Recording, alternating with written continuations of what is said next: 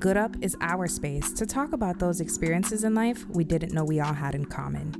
We're the after work happy hour conversation with your best friend. You good up bad, like, hello. The place where you bring up the hard parts of life, the ones that made you laugh, and the things that made you who you are.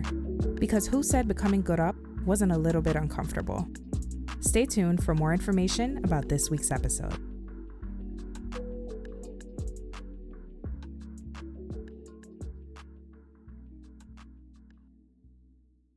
Hey, beautiful people, and welcome back to your favorite podcast. We love to have you. We also love that your father loves us. So, welcome back. You finna take me to the mall, as Megan would say. Yeah. You know Megan Thee Stallion. I was there in the mall with somebody's father. Well, somebody's daddy, honey. I am always in a podcast studio with one of your father. So that's just how things work. That's how the bills get paid. Because if bitches ain't signing up for Patreon, then I'm somebody father gonna do it. So anyway, so you can either upset your mommy and let your Right. daddy do it, or you can just sign up for the Patreon. It's really up to you. and you can find that at patreon.com/gooduppodcast.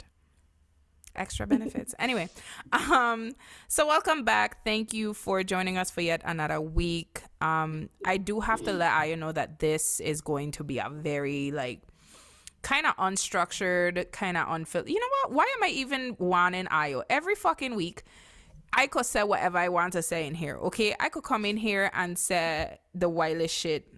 Unplanned, and I gonna still come back the next week. So never mind. Me giving Aya on it.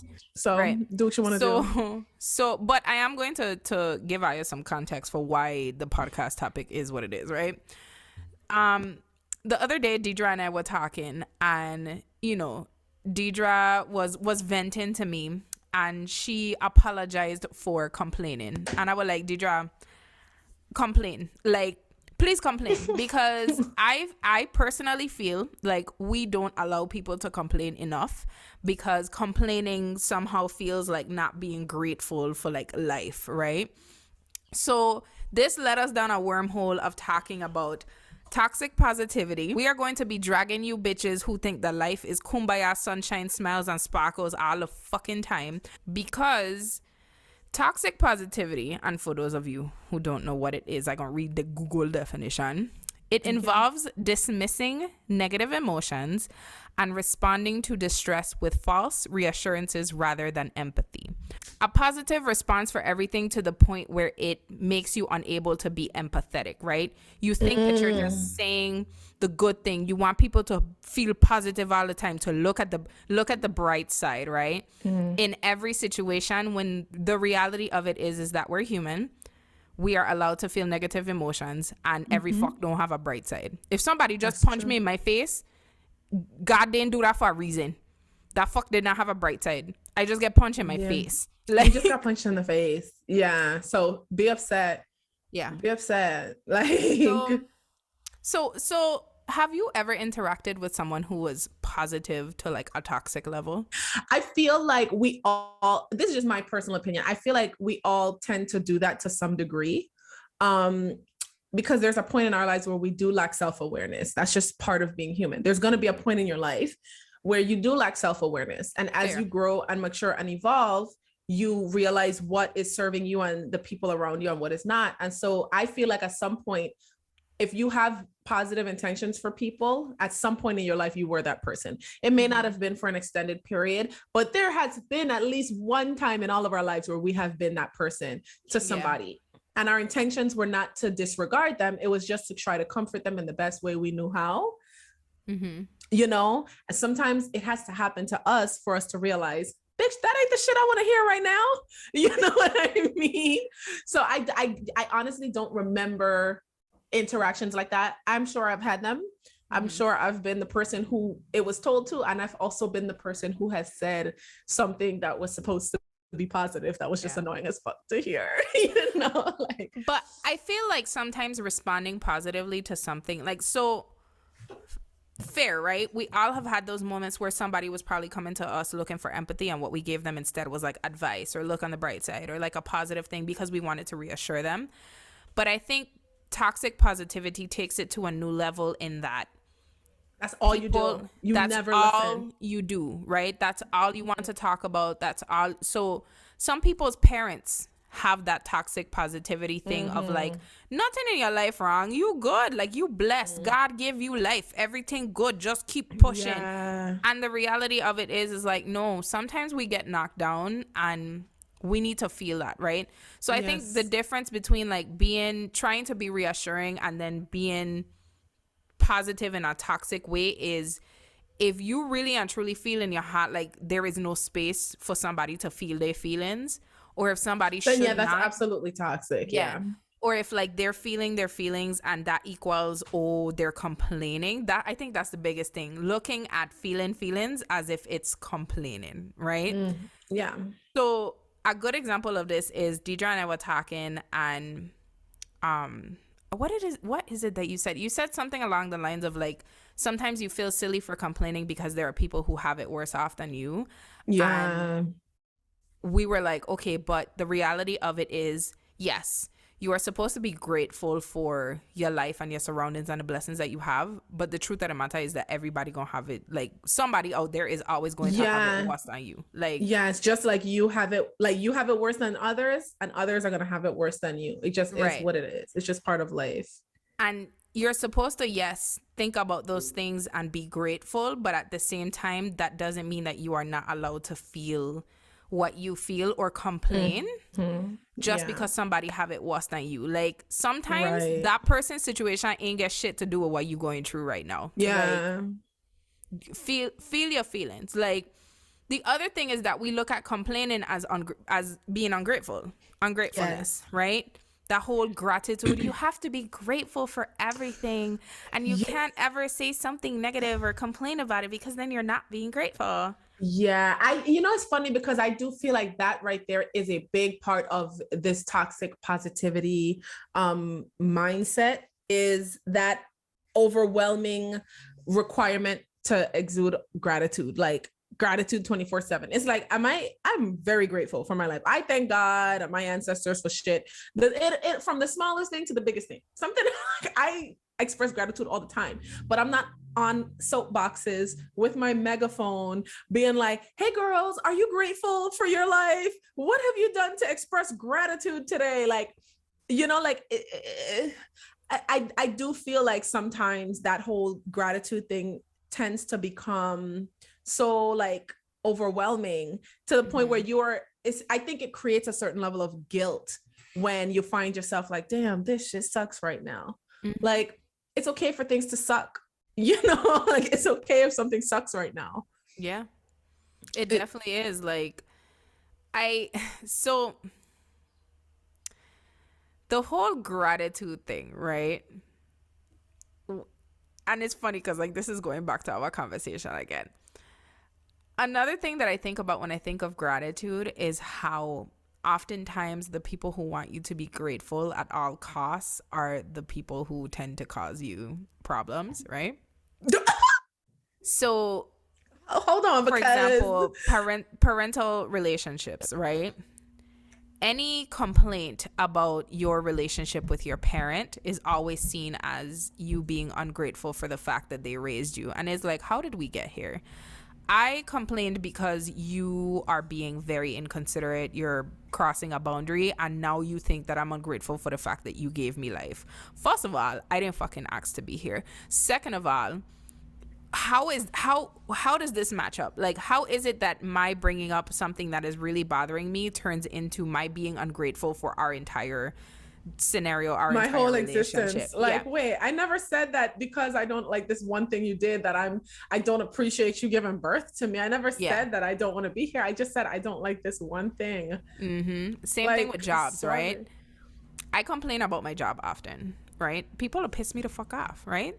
If I go to work and I say, hey, we got meeting 9:00 and bitches show up at 9:05, I gonna complain, because why the fuck you showing up drag me, because not like me show up at 4:05. So this is different, Deidre. This is our podcast. You don't get paid to be here. But no, like, something small happens at work, right? This is just an example. And I complain about it. If I complain about something small that happened at work to a friend and their response to me is, but you have a job, you need to be grateful. Bitch, Ooh, obviously, obviously I am grateful for the fact that my rent is getting paid and my bills are paid and then I'm getting a salary. Obviously, I'm grateful. That doesn't mean that I have to tolerate the little inconvenience or that I have to shut the fuck up about yes. And I'm glad you brought complain. And I'm glad you brought that up. I do feel like that kind of ties into a deeper issue. I don't know if Stockholm syndrome is the correct thing, but it kind of ties into this. It just causes significant feelings of guilt when people's response to you saying this particular thing sucks, and they're like, oh, but you should be grateful you have a job because there's so many people who wish they could have that job. I never said I don't like this job. I said I don't like this aspect of the job. Calm down, Pollyanna. Sorry to those people, bitch, but I was upset. If we're gonna talk about it, that right there is a big part of why I ended up having to seek therapy in the first place, because I was depressed. So when I struggle with high functioning depression. So girl, I'll be out here depressed as fuck and seeming like nothing's wrong. But then I would have these loads that are honey low as fuck. But in any case, what would happen is I would feel depressed, right? I would feel sad. And this happened when I first moved to Jersey after the hurricanes. And so I was depressed a lot. And I did suffer from PTSD from the storms, from Hurricanes Irma and Maria. But I would be in bed depressed at the end of the day, right? Dylan would be like fast asleep. And I would be sad as fuck. And then instead of just letting myself be sad, I would literally have a conversation with myself where I'm like, Deidre, it is currently wintertime. You have a comfortable, warm place to live. And at the time I was still living at my big sister's house. So it's like your bills are not as much as you're used to having to pay because you get to live with your big sister. You have a job that you didn't have to, like, within a month of being here, I was employed at a job. So I just kind of would stop myself from feeling the sadness that I was feeling at the time because of all these good things that was going on in my life. And, that eventually got me into therapy. But the reality is that mindset causes people to disregard their own feelings and not allow themselves to be full humans. And it's almost, there's a lack of duality there because you're stopping yourself from experiencing an emotion that you're clearly experiencing by just replacing it with that positive thought. And that's very dangerous, actually. And it causes a certain level of cognitive dissonance that's dangerous because what you're supposed to do with those emotions is explore them so you can get to the root of them so that you can heal them and move forward so that you know how to cope the next time you're upset about something. Exactly. But then when you just stop yourself and you're like, oh girl, no, just be positive. Yeah. And so I want to be clear that, like, yes, we are supposed to be empathetic for people in other situations that are going through it worse than we are, but that should not stop you from acknowledging your own feelings about something and from feeling what you need to feel, right? Yes. Another part of that is, like, toxic positivity affects how you show up for your friends. If you are in this mindset of don't worry about nothing, everything's gonna be great, like, look at the bright side, then you are unable to fully show up for your friends when they are experiencing negative emotions and they need empathy, right? That's something that I personally had to learn, and that came with self-awareness. I am the person who's always going to try to give you advice, who's always going to try to find a fix, who's always going to try to be like, well, have you tried this? Or just look at it this way. To sometimes the expense of, like, my friends' feelings, right? Sometimes my friends just need to vent and have me say, you know what? That bitch at work is a dumbass hoe. You absolutely right. Like, sometimes somebody just wants empathy. Sometimes they just want to complain, right? And I didn't realize that until I, got into my marriage, and I would come home and I would vent, and he would constantly be giving me solutions because he's also a very solutions-oriented person. Because that's what a man is supposed to be. Sorry. Right. and protector, provider, and problem solver. But carry on. And one day, we were talking, and I was like, Steven, I sometimes I just want a bitch. I just want you to let me bitch. I am here in the capacity of complaining. Hey, Isa, that's all I want to do right now. I don't want a solution. I don't want to fix it. I don't want to make it better. I don't want to look at the bright side. Somebody cut me off in traffic. I want to talk about how their mother is a dumbass bitch for giving birth to them. That's all I want to do. But you know, I'm glad you brought that up, because that speaks again to duality, right? And it's semi-related, but also a little bit unrelated, right? That goes back to a lot of times people get lost, and not saying that this is the case for you, but I feel like a lot of us who get into significant relationships, we tend to expect our partner to be all of that, right? And I've heard men say this a lot. All my male friends, or my friends that are men, would say, I don't like when my woman that come home complaining to me about stuff, because all I want to do is fix it for her. If some bitch at work is pissing her off, I want to solve that problem, if you know what I mean. Obviously, he ain't gonna hit women, but a lot of men, they say, when you come to me about this, my instinct is to fix it for you. You know what I mean? And I'm like, but you're the person I want to vent to. You know what I mean? But call me, let's girl. explore that. Cuss with me, because I'm gonna sit here and be like, bitch, fuck that hoe. I hope they get a flat tire. I don't hope anybody gets a flat tire, but you know what I mean? Like, but let's explore that instinct, right? And I drag in myself here because this is a conversation I had with my therapist. When I realized that my friends were coming to me expecting empathy and I was giving them solutions, I had to acknowledge that there was also a part of myself that was inconvenienced by their complaining, that was made uncomfortable by their complaining, right? If my friend called me crying, like, sometimes it makes me uncomfortable. I'm gonna be real, right? I'm in a much better open place now where, like, I have that duality, right? But before, if people used to cry to me, I used to try to fix it because crying made me uncomfortable. If people used to call me and talk about woe was me, life fucking sucks, shit is hard right now, I used to be like, I need to fix this, right? And I would convince myself that the reason I wanted to fix it so bad is because I wanted it to be better for my friend. The reality of it is that many of us are not comfortable with negativity or with our friends not being in an emotionally good place, and we want to fix it, not so much for them but for ourselves, because we would rather have a positive interaction with them than to have to sit there and deal with their negative emotions, right? And fair, because people, you know, sharing their negative emotions with you can have an impact on you. That's fair. But I had to ask myself, what is the reason that I'm really, like, unable to give empathy to this person right now? Like, is it because I really want to fix it, or because I want them to stop crying because that shit making me uncomfortable, right? Yeah, and that's because the reality is even I'm as you're breaking this down, I also was the same, because you know, I don't have much tolerance for all that drama. You know, that's old Deidre speaking, by the way. But I never really had the patience for, you know, the crying. And I'm like, girl, let's solve this problem, you know? But as I've learned how to process negative emotions, I'm like, okay, I'm able to create that space for you. Now, where I do draw the line is the repetition, the repeated, you're constantly crying over the same thing. At that point, you want to be wallowing in self-pity, right? It's one thing when this isolated thing happens and you need a moment to vent. It's another thing when every time you call me crying, it's about this same occurrence. That's where I draw the line. That's definitely different. Yeah, that's different. And I'm glad you brought that particular thing up, because I'm realizing that was always it. Me not wanting to have this negative interaction with my friend. And that could be dangerous. Now, I feel like the key to that is creating some level of boundaries, not even just between your friends, but also within yourself, right? Because what did I do yesterday before calling you with my crying? I texted you and I said, do you feel like listening to me cry on the phone?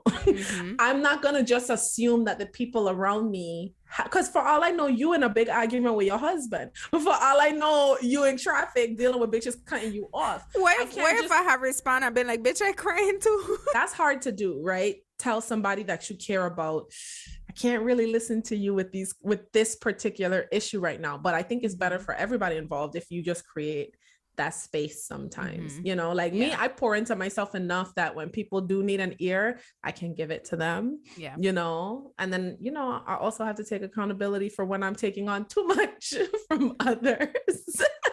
And that's what I want people to think about with the whole toxic positivity thing. It doesn't mean that you can't ever be positive. It doesn't mean that you can't give your friends a positive response and be reassuring and, you know, help people see the light at the end of the tunnel, right? But toxic positivity, it's a very thin line. It's either, you know, you want to help your friend through this thing and you want to support them, or you want to be dismissive, right? you can very quickly sound and become dismissive even if you don't intend to do it. So it's important to like check in with your friends. Like sometimes I don't find myself even asking like, do you want to vent or do you want solutions? Like I need to know I need to know that I'm being helpful for you right now, because my natural thing is to go the solution oriented way and try to fix it. And honestly, a part of what alerted me to that was one time I was talking to Diamond, and Diamond told me sometimes I don't want to vent because people try to fix things for me, and sometimes I just want to vent and people instantly try to fix it or help, right? But all I need is like a soundboard, right? But that's also because Diamond will cry at every inconvenience. It's very and Diamond, I know you listening, you know it's true. And as one of the people in Diamond's lives whose instinct is to try to fix it, and that's something I had to unlearn. Diamond is a very emotional, that's our baby. Okay. So when Diamond starts to cry, it's like we gotta fix it. Yeah. And again, it goes back to we have to get comfortable with the people that we love crying and us not trying to fix it for them. And that's something I had to own is, Deidre, this is not your thing to fix. This is this person, in this case, Diamond's thing to fix. Let her feel her feelings. Yeah. you know? And no, like she being friends with her has taught me so much about like how to be a supportive friend. And I'm not saying that I'm perfect at it, but the minute she said that, like it made me think about my other friends and go like, wow, I know myself and I know that I'm always trying to fix something for somebody. Have I been doing that at the cost of like empathy in this situation? Like have I been being a toxic positivity person in these friendships? I have another friend who is like that, who is a very emotional person. Emotion again for a long time made me fucking uncomfortable, right? You crying to me, I need to fix it because I need you to stop crying. Like so I had to get comfortable with that. Like, this person crying because they need to cry. Be like, let them fucking cry. You really ready to unpack some shit? Because same, me and you have that in common. My initial response is always to try to solve the problem, right? I know exactly where we have that in common too. Not everybody wants that, right? So what I do now, and Daniela can attest to this, is like, if my friend is venting to me, I say, let me know if you want me to just listen, or if you want me to help you solve it, like fix it. You're right. And sometimes they say, girl, just listen. And other times they're like, yeah, let me vent and then we're gonna solve this problem together. Right. I've come to realize that I do prefer like solutions. I remember one time, I don't know if you remember this, but this was maybe not last year, but the year before. I called you. I was very anxious. I was nervous. I had so much going on in the house. This was when Diamond and Dylan's dad were still living here. It was a lot, but you were like, go get yourself a hotel room. Instead of letting me vent, you told me what to do. And I did that shit and I loved it. So I do love solutions because I usually have solutions, but when I don't, I like when the people around me have them. That's number one. But the real tea, we're about to unpack. We're not uncomfortable with other people's negative emotions because we never allowed ourselves to have those negative emotions. And why did we not allow ourselves to have those emotions? Because the girls used to ask us if we want a reason to cry. And me personally, this was one of the things that I had to learn about myself in the last 2 years of like self-discovery and all this stuff is I am a very sensitive person. I'm a very emotional person. When I was a child, there was a lot of shame attached to my negative emotions. And they came from outside of myself, right? Because I was very comfortable being emotional, honey. But between being asked if I wanted a reason to cry, and me and Diamond have processed this and talked about it. And I'm not holding on to that because she was a child, but Diamond used to make fun of me for how sensitive I was as a child. And what would happen is I would get so upset that I would like lash out. And because my mom is not present during the lashing out, I would get in trouble for lashing out. And our parents, at least my mom, she never tried to get the backstory. She just went based on what was happening in the moment. So what would happen is she doesn't know that I'm being made fun of for being in my feelings. She just knows that Deidre's losing her shit and Deidre needs to calm down. And so what ended up happening was I essentially created my own coping mechanism of, you know what, being so emotional gets you into trouble. So just don't do that. And so I built walls. I built up so many defenses. I was sarcastic at a very young age, to the point where, and even Diamond has shared this with me, there were concerns about me, the person, like, what is going on with Deidre that she's so cold? Like, you know what I mean? Obviously, I've processed through that. you know, and I don't blame anybody for it. It's just I had to learn those things about myself. I And blame so fuck that. I gonna take responsibility for this fuck. Like, yeah, well, Diamond has own, and even just the other day, Diamond, she apologized again. She's like, Deidre, I don't know you. I don't think you understand how bad I feel about the fact that I had something to do with you being so disconnected from your emotions for so long. Because this was about like 10ish when I kind of made that choice, and I was 29 when I learned that. So I spent my entire life being disconnected from my emotions. You know what's interesting though, sort of being the middle person, like between both of y'all, like having that friendship, that close friendship with both of you, is that for Diamond, me and her have talked about this because of you guys' mom and the way she reacted to y'all being emotional, right? Diamond would self-isolate and she felt like crying was dumb. Like, Diamond has said this to me, like, she felt like, why the fuck are you crying? Like, go somewhere and figure that shit out and then come back to me, right? So what I'm hearing is that because Diamond learned that behavior, or because that's how her emotions, he projected that shit onto you. Yeah. And that affected y'all's relationship. Exactly. And the other thing is because my mom is such a hypocrite. Another thing, and it took years, it took a lot. It was like an onion being peeled. Because initially with my first therapist, I remember her being like, Deidre, why do you, every time we talk about something that would cause a typical like negative response in people like crying and stuff, every time we get to you being emotional, you call it being dramatic. Because I remember one time I was sitting in her chair and I started crying, and then she gave me the tissues and I was like, oh my God, I'm so sorry, I'm being so dramatic. And she was like, what? So then we started, unpacking that. And for me, at the time, I didn't even go far enough back to realize that it had to do with me being ostracized for my emotions.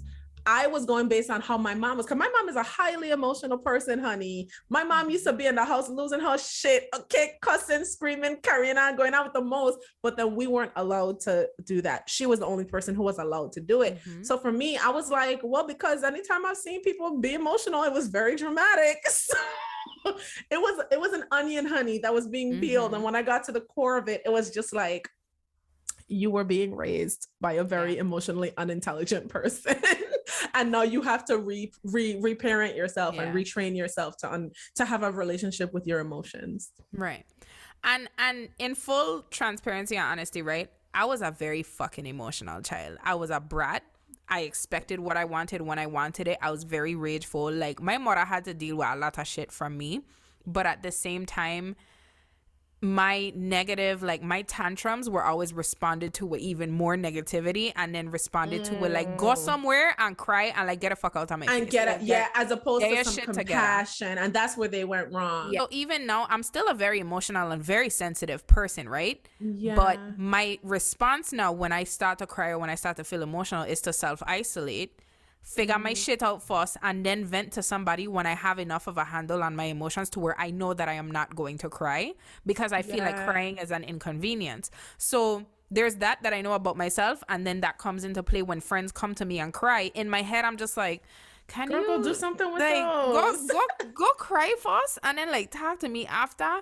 I'm much more comfortable with it now. It was preventing me from being a good friend. Like, it was preventing me from actually like fully acknowledging how my friends were feeling, because in my head I was just like, girl, go cry, like get on my face crying and like get your shit together first, and then let's talk about it after, when we're like civilized human beings and we can get our shit together. Like, oh, I've been that friend. But it's because like for so many of us, especially Black children, crying is responded to with, I gonna give you something to really cry about. Your crying is not valid. Like, go somewhere with that shit. Go in a room and cry about it, and then come to me afterwards. Like, and you know what's funny?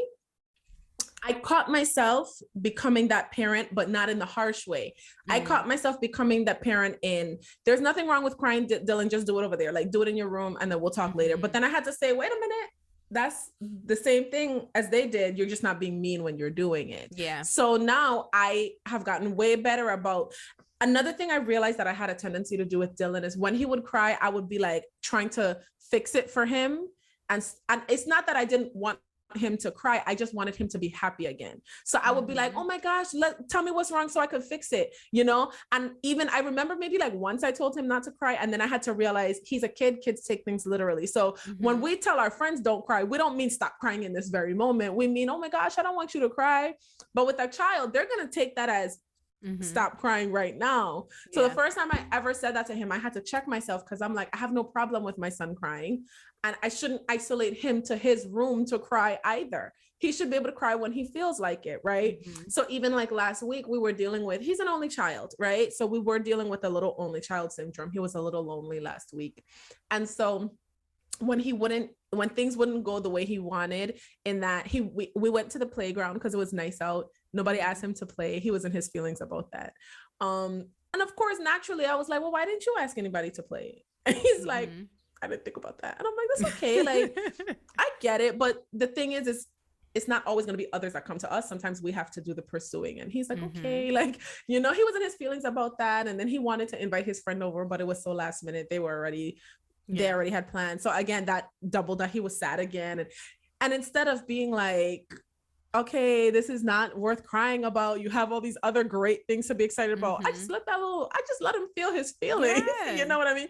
Was I uncomfortable? Yes, because as a mother, I want him to be happy. I don't want him to be upset. But the thing is as a human, sometimes things are just not going to go your way. So rather than projecting my discomfort and my desires onto him, I let him feel his feelings, and I isolated myself to process the fact that this shit needs to be right. And it's okay with telling your friends like, yo, I really want to be here for you right now, but like I don't have the space to do it. I can't like I can't do this right now. Like friends who have built that kind of like rapport with each other and you know, have that communicative relationship, like it's uncomfortable at first telling your friend I can't be here for you right now, but you need to do that in order to be a better friend. Because if you try to be there with your friend when you are not in a good mental space to do so, then you're not being fully empathetic to their situation. Another area where I want people to examine this toxic positivity, like emotion makes me uncomfortable type shit, is when it comes to grief and people who are mourning and people who are grieving. An example of this is, and for people who live in the Virgin Islands community, recently a person in our community lost her son to leukemia, right? So shout out to Anais and rest in peace to Logan, because like as a community, I think that situation like really impacted so many of us. Absolutely. Yeah. Something that bothered me like really bad is how many people were telling this woman who had just lost her 2-year-old child to be strong. People would tell her that? People were all in the comment, be strong, Anais, be strong. Just every time she would go online and express her grief, people would respond to her with be strong, right? That's not fair. I think they meant well, right? And I think they wanted to be positive. But what people don't realize is, how dare you ask her to be strong in a situation where she has been strong for so fucking long, and still the worst possible outcome happened to her, right? Exactly. So it was really making me upset, but I don't like to add drama to an already negative situation, so I didn't speak on it because it really wasn't my place. So one day she posted on her Instagram story and she said, I'm so tired of people asking me to be strong. She said, I just lost my son. Right. Like, I lost my 2-year-old child. Right. When she said that, she said, I don't want to be fucking strong. I don't have it in me to be strong. And she shouldn't have to. Like, so I responded. As a mama, I could not imagine, you know, listen, any little thing Dylan did in this house during that time was sending me. I was in this house because I'm like, Anais is not going to get to experience this. Anais lost her baby. Her body literally built this baby. Her body turned this baby into a human being. And she got to be his mother and nurse him. And for his entire life, because he was sick longer than he was healthy. His entire life, she had to be strong for him, you know, and create safety for him. Girl, don't tell that girl to be strong. Like, shut your mouth. So, and this is something that I see often when it comes to people grieving, is that they're responded to with like, be strong, keep your head up. God has a plan for everything. Look, religious beliefs aside, y'all have got to stop responding to people who have just experienced essentially the worst moment of their lives with be strong, be positive. They are allowed to fall the fuck apart. Exactly. And when she posted that on her story, that's how I responded, right? Yeah. I've known Anais since I was a little girl because our parents work together, but we're not, we're not necessarily close or friends or anything like that. But I responded to her story and I was like, Anais, you absolutely have the right to fall the fuck apart right now.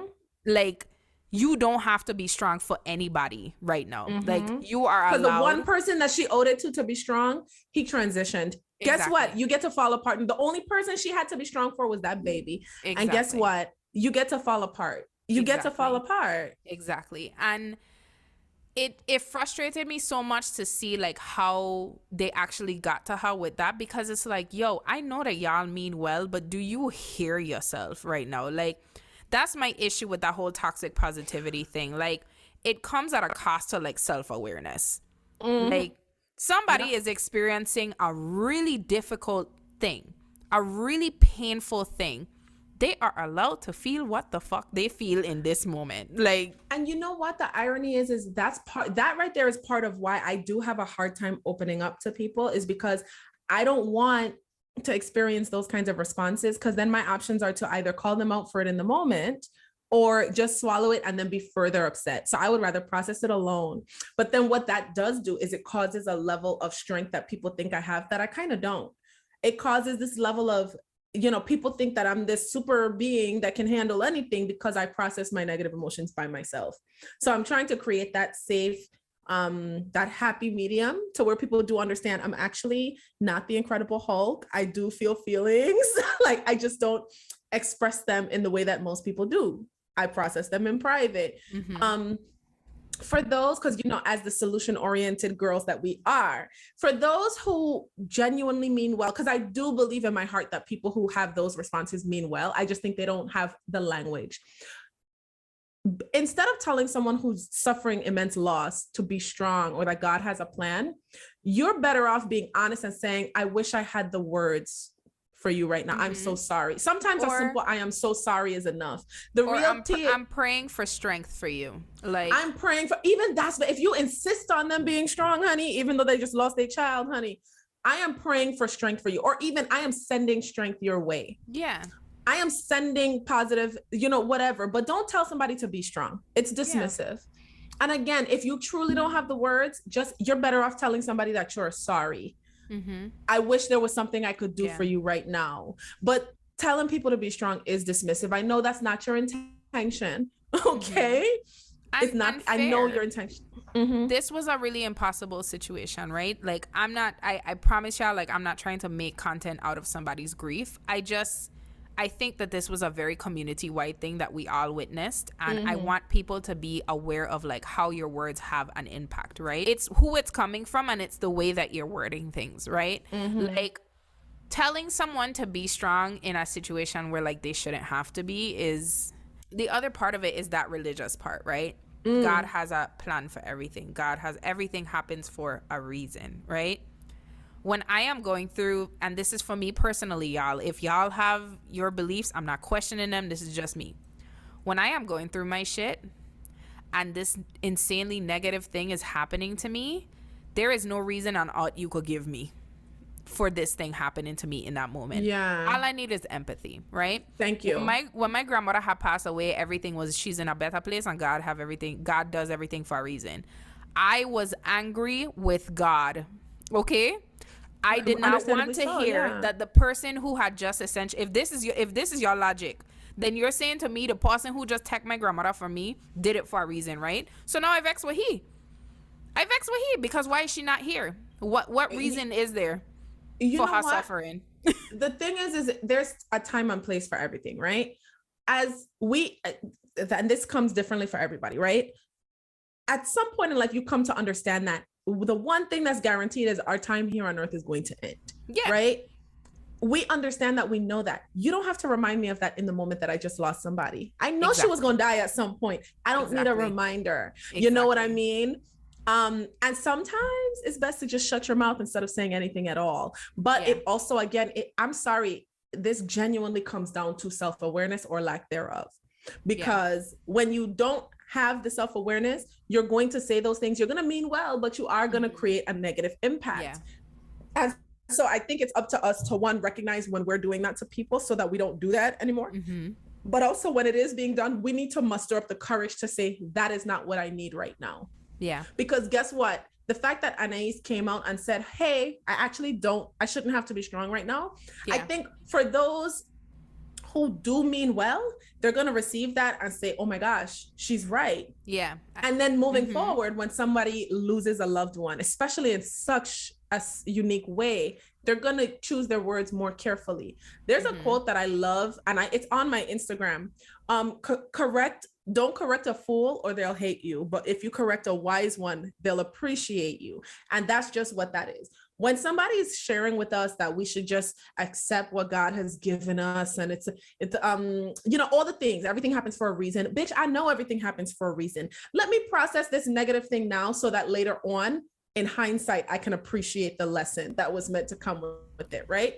But exactly, things come with time and with space. Right now, I can't even begin to process the reason why this could have happened. And I need you to acknowledge that, because you are at a distance from my situation, right? Exactly. You are not experiencing, you're experiencing your empathy for me and how sad the situation is, but you are not experiencing the situation. So how can you tell me how to process what I am experiencing? Like, exactly. So if and that's why I said we need to be okay with correcting people in the moment, of saying, you know what, I know you don't mean any harm, but that's not what I need right now. Because one of two things is going to happen. They're going to either receive it and be like, oh my gosh, I'm so sorry, let me know what I can do. Or they're going to take offense to it and leave. And guess what? Either way, the outcome is better for you. Because if they do take offense and leave, then that's one less person in your life who's weighing you down. But if they receive it and say, oh my gosh, I'm so sorry, then at the very least, they can do better. And then moving forward, they can learn from that and do better again and again. So that's all I got, girl.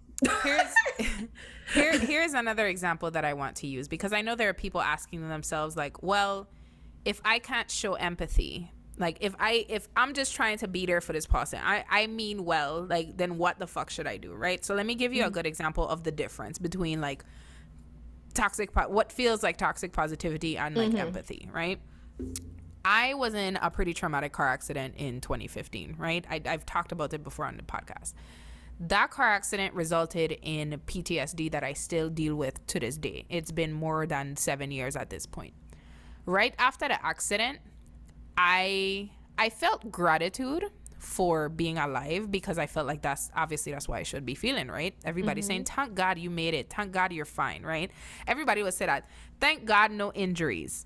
You're good. Thank God you're still alive, right? Mentally, I was going the fuck through it, right? I was experiencing PTSD that most people didn't know about. Physically, outwardly, I was not injured, but my spine was severely damaged to the point where I had to do physical therapy and I was on bed rest for a couple of weeks. So I had a lot of internal going on, right? But outwardly, people were seeing me here, full-bodied, still alive, nothing missing, nothing major. And they were saying, oh my God, I'm so glad you're okay. I'm so glad you're okay. You need to thank God. Instead of asking if you're okay. You need to and they would literally say, you need to thank God for sparing you, for your life. I hope that you're, so grateful. And in my head, I was like, I'm grateful, but I can't sleep. I'm grateful, but when I close my eyes, sometimes I feel like my bed flipping over. I'm grateful, but when I get in a car, I could feel the impact of when the car flipped that I was in. Like, I was literally just in such a bad place mentally and still being told to be grateful for being alive, but I didn't feel alive. Especially like when you hear of that kind of an accident. Yeah, she may not be in physical danger, like seemingly, because that's the thing. When you could simply just ask, are you okay? How do you feel since then? I found myself feeling so complicated because these people meant well, Deidre. They meant well. I know. I have no doubt. Let me just make it clear. And I said it at the start and I'm going to say it again. I have no doubt in my mind that anybody who says those things mean well. I know for a fact that everybody who says these things means well. But like you said, intention and impact. Yep. They're not always in alignment. And I used to feel bad for feeling like vexed with them because I was like, they're just telling me, like, some of them were just expressing to me like how happy they were that I'm alive, because it was like, yo, use my friend. I almost lost my friend. Yeah. And then one day I was talking to another one of my friends on the phone, and he was like, yo, I'm so sorry that happened to you. And I start He probably broke down. I was bawling. Mm-hmm. And he was like, what's wrong? And I was like, everybody's saying that I should be grateful, that they're so glad I'm alive, that they're so glad I'm okay. But nobody has said like, yo, what happened to you was fucked up. I'm so sorry that happened to you. Like, are you okay?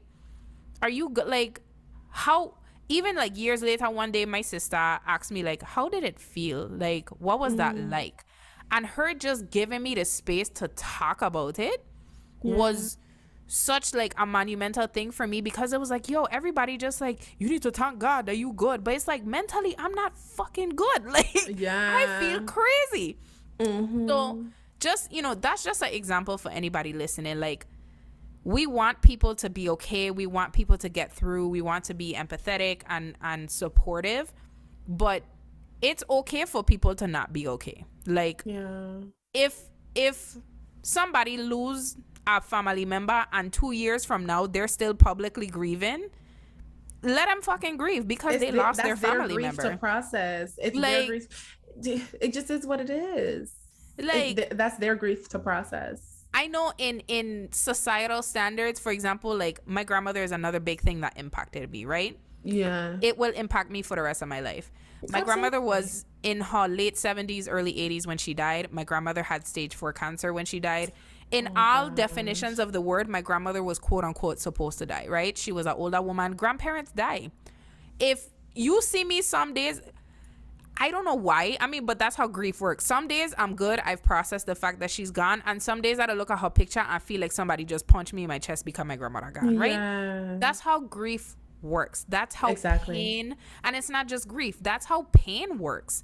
Sometimes things affect us and we don't understand why they're affecting us the way they do, and for that reason we need to be empathetic when people are processing their pain the way that they're processing it. Like, let people feel what they fucking feel. Like, that's it. That's the post. Let people feel what they fucking feel. Oh, and hence my hat. You guys, for those who are not patrons and can't see the video footage, I'm wearing a hat that says feeling things. Feeling things. Like, feel. And if you are feeling something, if you feel like you experiencing something that you quote unquote should have gotten over, or that you should have found the solution to, like, yo, you cannot control 90% of the shit that happens to you in this world, right? That part. You could have the most positive outlook, you could put on your best I gonna succeed at this shit face. If you wake up tomorrow and that shit just hotting, then it's hurting. Like, like, I had dental surgery last week and my mouth is healing, but this morning I still found myself wanting to cry because I was like, dude, I just want to feel normal. Like, what the fuck? Yes. Like, oof, that's it right there. And we don't even talk enough about that. Like, the healing process is not overnight. Exactly. For anything, whether it's a physical thing, an emotional thing, a mental thing, whatever the case is, healing does not happen overnight, honey. Just as long as you remain committed to that healing, that's what matters. So as long as you continue to do what's needed for your mouth to heal, it's going to heal, honey. I personally feel like as long as your healing process is not like negatively affecting other people, like, then girl, feel your feelings. Like, yes. That's a very good point. And I feel like that's a whole new episode for us to have, because I came across a lady on YouTube who, I think she's like a life coach or something, but she makes a lot of content surrounding complex PTSD. And she made a point, and what I love most about her content is it focuses obviously on people helping to understand the CPTSD that they're dealing with and healing from, but there's also sectors of her content that involves having a certain level of self-awareness, where you're not just letting your healing be the focal point of everything in your life, including your relationships with others. Because if your healing is at the expense of the people around you, then you're not healing the way healing is supposed to happen. Like, yes, your healing is your responsibility, but it doesn't mean it needs to be what other people have to take into consideration first and foremost, if that makes sense. I don't know if I'm wording that correctly, but no, yeah, like absolutely valid. We could have a whole other episode on what healing looks like and how to navigate healing processes, because yeah, feel what you feel, but at the same time, like, that don't mean act however the fuck you want to act, right? Like, yes, it's not an excuse to mistreat others. Yeah. It's so funny. I always tell my clients, feel your feelings, but don't overindulge. Yeah. But you know, we say this all to say, like, y'all, we are living in a very different world than any of us could have anticipated 5 or 10 years ago, right? Things are tough. And it doesn't matter if somebody has it worse than you. It doesn't matter if you have a million blessings to be thankful for. If you wake up tomorrow or you woke up today and life had just feel fucking heavy, then guess what? Life was a heavy ass bitch, and that's your reality. Like, facts. You are allowed to complain. You are allowed to say, yo, I tired of this pandemic. Fuck. I'm exhausted. I feel isolated. I feel all the feels. Like, give yourself space to feel it. Give yourself the grace to feel it. And if it's time to move on and you've been feeling it a little too long, then move on. But if you still have to sit in that emotion and process that, then, like, dude, like, who gonna beat your ass? Really and truly, like. That's what I really want to know. Who is going to check? As the great Sheree Whitfield says, who gonna check me, boo? Like, who gonna beat your ass? Who gonna check you? Who gonna beat? I want a shirt that says, like, who gonna beat my ass? Like, merch. I know the girls have been. We keep talking about merch, but we've had so many good phrases on this podcast that, like, I want a dad cap that says good up. I want a shirt that says who gonna beat my ass. Like, you know what I think? I think it's about time that we design the merch, make some little sample pieces, and then we just crowdsource the initial investment. Like, the girls are doing Kickstarters. I think we've earned a place in the Kickstarter realm. What do you say? I say let's fucking do it. Let's do it. Okay, let's do it. Fuck it. Y'all heard it here first.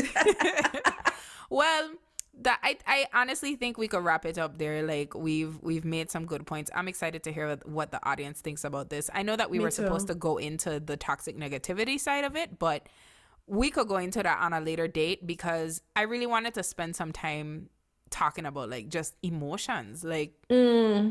Because we out here acting like everybody, so every week I'll get the same 24 hours in a day. Just suck girl, it don't up even and don't get me Kim Kardashian. Don't play in my face. Man. Listen. Anyway. I'm glad we did this, because the thing is emotions come in so many colors, okay? And it's okay to experience all of those emotions, okay? From bliss right up to rage, okay? They come in it's a very broad spectrum, and we're entitled to all those emotions. What we're responsible for is how we express and process those emotions and channel them.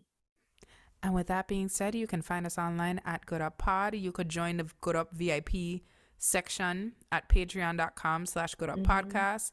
Use hashtag Good Up Tuesday to join the conversation. And Deidre, tell these mothers to bye. Bye.